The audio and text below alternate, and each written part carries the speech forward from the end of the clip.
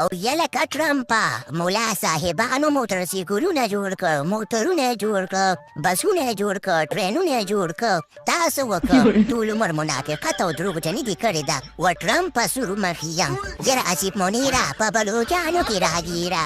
یو ورځ دې راباندې ته خوشحالي خبر وانه ورولو چې چېرته غم وي او د غم خبر وي نو ماته به رارسې. دا سپېره خوله دې نیولې ده زما کوکرېږیه.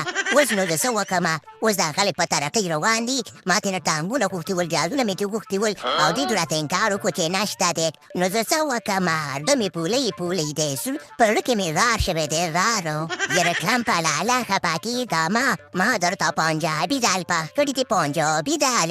دا وکړه چې د ترېره سره د زړه کې دې چې کوم غار شوی دی که نه، هغې ته به ورشي او په غار کې به دې ونښلي او غر به دې بند شي. مه خفه کېږه یاره ډېرې بدې ښکاري. یا ملا صاحب برادر غني، یو دی د لر غني او دوه دي د بر غني. تاسو په ما باندې ډېر زیات ګران یې. دا راته ووایه چې هر وار ته خبره کېږم او ستاسو د دې کور نه خبرونه راځي چې دې شي کوم ترقي وکړه وکړئ کوم شي کوم ترقي وکړه. دا تاسو څه نخرې شروع کړي دي په دې دنیا باندې؟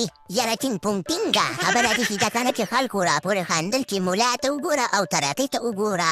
نو موږ قسم خوړلی دی چې په هر شي کې به ترقي کوو. خلکو راپورې خندل وي تاسو یې وسته نه شي جوړولی. هغه دی موږ اوس چپړ هم جوړوو، بوټان هم جوړوو، ګاډي هم جوړوو، موټرسایکلونه هم جوړوو، رکشې هم جوړوو، ټرینونه هم جوړوو، بسونه هم جوړوو، سبا به د خیر سره جهازونه هم جوړ کړو، قالین هم جوړوه او دې وطن دپاره غواړو خدمت وکړو که نه. چینګ پونګ پینګه یاره ملا صاحب برادر غني، یو د لر غني او دوه دي د بر غني. منم ښه په درس کې روان یې او ښه په کش و پش کې روان یې. و یو کار وکړئ چې دا خلک مکتبونو ته پرېږدي نو د هوا سره به خبرې کوئ. دا درته زه په کلین سره ویم او د دې ټرمپ د کس درته ویم. یاره کینګ پونګ پینګه وبهي د خیره شره کار پې روان دی، کار پې روان دی، کار پې روان دی، کار پې روان دی.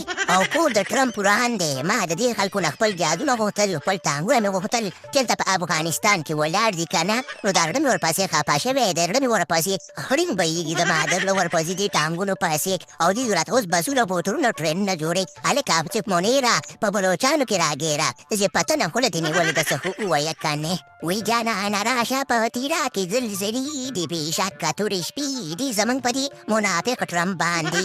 و نو ټرمپه موږ څه وکړو؟ د ډالرې دې کمې کړي دي او موږ منافقت کم کړی دی. نو په دې خاطر که لارې کښېنه او خلک پرېږده زندګۍ ته او خپله هم زندګي وکړه. یاره شاباش شریفه پاشټوله دې مړ پرېږدمه.